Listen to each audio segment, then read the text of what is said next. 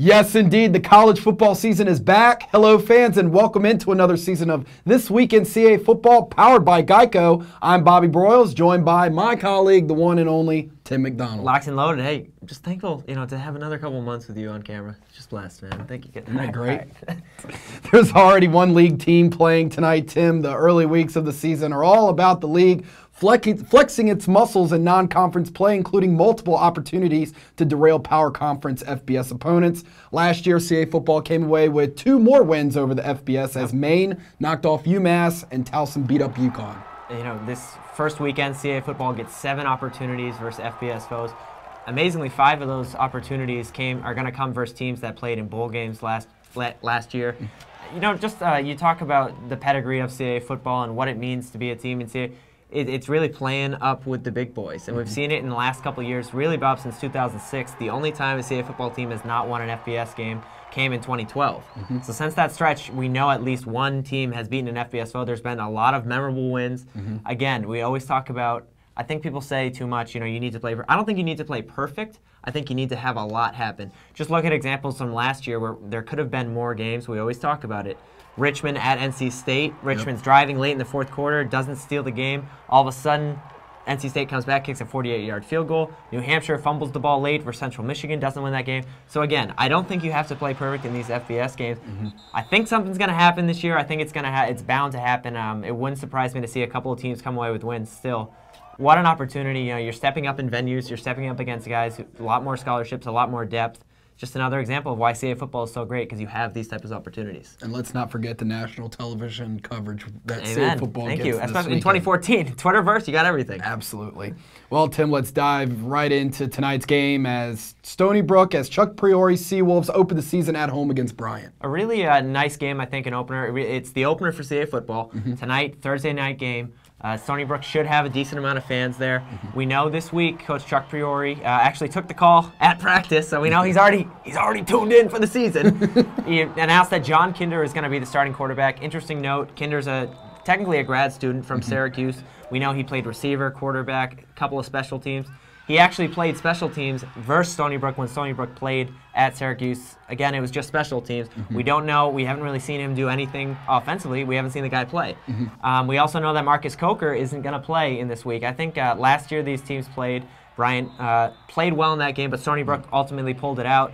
I think it's going to be a close game, but I think Stony Brook, get John Kinder some experience, let him throw the ball around a little bit. Should be fun. On Friday night, Villanova kicks off the first of 6 CA football contests versus FBS opponents in Week 1 on national television. The Wildcats invade the Carrier Dome to take on Syracuse on ESPN3. A little bit of basketball love. Dickie V's a little bit of basketball love here. Syracuse used to be in the Big East, of course, with Villanova. Now Syracuse is in the ACC. These teams don't play each other more. Let's remember, the last time Syracuse and Villanova played, they set an attendance record. Over 34,000 fans witnessed the basketball game. I think it's a heck of a matchup on paper. You got John Robertson in this Villanova offense. I'm really interested to see how the offensive line of Nova handles Syracuse. Syracuse is a team that went 7-6 last year, went to a bowl game. Again, it's going to be on national TV on a Friday night. Nothing better. I think it's going to be a really close game. Ultimately, I think it comes down to how Villanova handles passing the ball. You can't just run the ball all the time against the Syracuse team. They're going to need to be balanced. Then we head on to Saturday at high noon on ESPN3, where the Delaware Blue Hens travel across Pennsylvania to take on ACC foe Pitt at the Big Ketchup Bottle at Heinz Field. I like it. I think it's great atmosphere. Coach Brock mentioned that. The players, he's not going to hide away from the fact that they're playing in an NFL stadium. It's a great opportunity. We've seen teams like Maine and New Hampshire also play Pitt well in the last couple of years. I think UD has to play level-headed. It's not like last year's game against Navy is a good example. 51-7, a very tough game, completely different opponent. I still think Delaware offensively is going to be able to move the ball. I think the biggest question for them is going to be defensively. Pitt's also a team like Syracuse out of the ACC, went to a bowl game last year. They have to break in a new quarterback, which is somewhat good for Delaware. Still, it's going to be a tough game. I like to think Delaware is going to be able to move the ball. I think the biggest question, I want to really see how that Delaware secondary and back second does for Delaware. I want to see how they do. In College Park, Maryland, the Everett Withers era begins for the JMU Dukes, who take on the Maryland Terps on the Big Ten Network at 3:30. Really excited for this one. What an opportunity for James Madison to start the new era. It's Maryland's first chance to show the Big Ten what they're about. This is Maryland's Big Ten opener. A lot of pressure on Maryland. Maryland. Pressure. You have to think Randy Edsall, not that he's in any type of pressure situation. Still, last year was the first time that they went to a bowl under Randy Edsall. They had struggled years before that. Maryland just has been inconsistent in previous years. Only thing that's going against JMU here, we know JMU a couple years back lost to Maryland in overtime. In 1998, they lost to Maryland too, so those are the only 2 times that they played Maryland. Maryland's, though, the last 10 times Maryland's had a home opener, they've taken care of business and they've won. They haven't lost a home opener since 1997. I think it's going to be really interesting to see this Duke's offense. We keep talking about bad Lee. Well, you know what? It's time to zip up and stop talking about what he's going to look like, and let's see what he's going to look like. That Lee and that JMU offense, I think, could run some types of, not really option under center, but I think it could be a pistol type of offense. It could be a shotgun type of There's going to be options for him, I think. It's really excited to see how it's going to play out. A couple of JMU defensive starters, in particular Titus Till, former Maryland Terps, heading back to College Park this weekend. A short time later at 4 on ESPN News, the William & Mary Tribe travel across the state to take on perennial ACC power Virginia Tech. Love this game. Really, I think the most, if you're a CAA football fan and your team's already played or you're still waiting for another game to happen, tune in to ESPN News and watch this game. I'm just so excited. It's going to be a battle of new quarterbacks. We know Steve Cooley is going to be the starter, as announced by Jimmy Laycock this week for William & Mary. Again, during the preview, we talked about it. His only experience was versus Villanova last year, a loss, 4 of 9 passing. He's a sophomore, doesn't have a lot of experience. I think he's just going to say to Steve, I think Coach Laycock is going to say to his quarterback, let's just manage the game, let's see what happens. Virginia Tech, on the other hand, is going to start Michael Brewer. He's a guy who was a transfer, so he hasn't played for Virginia Tech either. Remember, they had Logan Thomas, who's a 3-year starter at Virginia Tech. You have to think that's an advantage for William & Mary playing a new quarterback. That William & Mary defense, I think, is going to be the key. Can they play? Whoever's winning at halftime, I think, is going to ultimately have the edge and take this one home. And then over at 6 o'clock, over on ESPN3, Elon plays its first game as a member of CAA football. The Phoenix make the short drive up I-85 to Duke. You know, Duke Blue Devils reached last year's ACC title game. Yeah, people think of Duke as a basketball school, not so much. David Cutcliffe, the head coach there, has done an unbelievable job. Duke returns its starting quarterback, like you said, from a team. Yes, they lost to Florida State in the ACC championship. Still, they made it to the ACC championship. Then played Texas A&M in a bowl game. So it's not like this Duke team is just, this is a really good Duke team. Offensively, I think things are going to change a little bit for Duke. They lost their offensive coordinator to the University of Florida. And then Elon coming in, we know, all week long when Rich Rossi has been talking about this team, he knows that he feels like he's doing the right things for this program. He said even in the conference call, it's a gradual step process where he feels like they're doing the right thing. I think he's also level-headed. He knows the expectations are, of course, you want to go out there and try to win this game, but he also knows this is a very talented Duke team. It's a short drive across the state, Bob, but still, I think it's just exciting just to see Elon and say, hey, that's a CAA football team now. Really excited to see that. We wrap up the FBS matchups with CAA football preseason favorite New Hampshire on the road versus MAC opponent Toledo on ESPN3 at 7. I think this is one of the more tough FBS matchups, Bob. Toledo returns 18 starters, a really good team that just missed out on going to a bowl game last year, finished above 500. Still, they need to replace a quarterback. We know Philip Ely is going to be the quarterback. He's an Alabama transfer. We also know Toledo needs to replace. They need to get a new starting running back. New Hampshire, remember, Bob, went through that stretch of winning a lot of FBS games. The last time, though, they won an FBS game was 2009 at Ball State. Also a MAC team, but still, since then, 4 FBS losses. I think they're going to be able to move the ball, but the question, I think, Toledo has a lot of depth on UNH defensively. I'm not sure if they can catch up to that. Still, I think New Hampshire should be fine offensively. An interesting matchup, but still a very tough matchup. A big heartbreaker last year for New Hampshire at Central Michigan.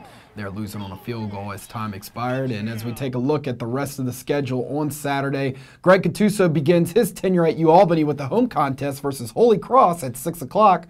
Also on ESPN3. I don't think you could ask for a better matchup for either team starting the season. Not only for Gattuso, at home, in a new environment, in his first season. I also think it's a great matchup for Holy Cross, from the Patriot League, a team that the last 3 years has struggled, but they were historically a pretty good team. Went to the playoffs a couple times, played Villanova a couple times. Holy Cross has a sophomore quarterback this year who's the Rookie of the Year at the Patriot League last year, Peter Pujols, who's a really good quarterback who can run the ball. He has a lot of weapons. I think it's going to be an interesting matchup. I also want to see the development of Will Fiacchi, the UAlbany quarterback. I want to see him and how he improves in his second year of CAA football. Yes, it's versus Holy Cross, and it's going to be a good game, but I want to see him throw the ball around a little bit. Of course, they know who they got in the backfield. Omar coming, yo. They got Omar Osborne right in the backfield. When in doubt, give it to Omar. I think it's going to be a really fun game.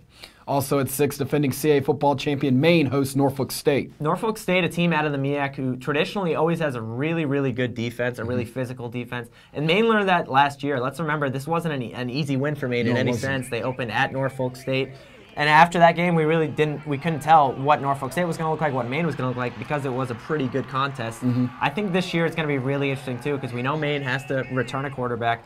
But the scary thing is, Maine, we always talk about the quarterback play, but really they have so many returning weapons. Yes, I think defensively Maine's going to be really strong, and they have a lot of weapons returning on offense, running back, their starting rusher, their starting wide receiver from last year. So I think, we look at all the pieces, Maine has it, but at the quarterback position, that's a big key. Speaking of quarterback and the offense, the high-octane Richmond Spiders offense begins 2014 at home versus Morehead State at 6 o'clock. And ironically, we always talk about pace and we talk about tempo, but I think that's going to be key for Richmond this year, just talking about can they bring it and can they go 0 to 100 all the time when they're playing? Can they do that? Keep the pedal We saw Richmond, exactly. We saw them last time take the pedal off a little bit.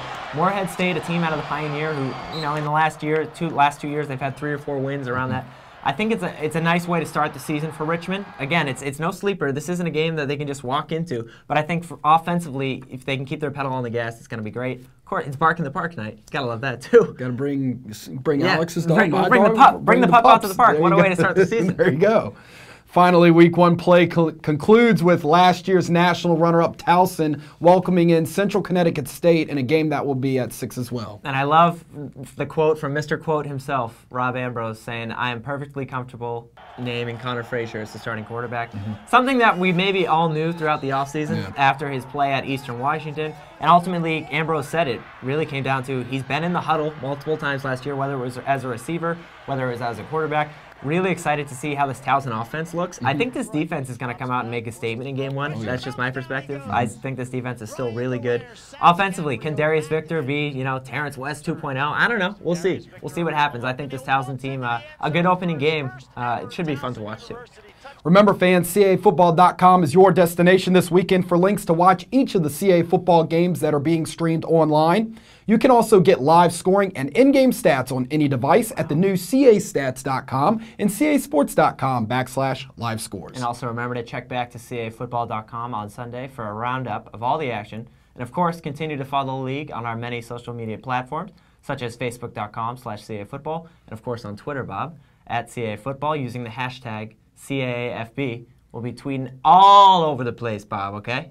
We got you covered there. On that note, just like one of my favorite bands, the Black Eyed Peas. You want me to sing it? No, don't try Let's get it started. All right. Everyone enjoy the weekend.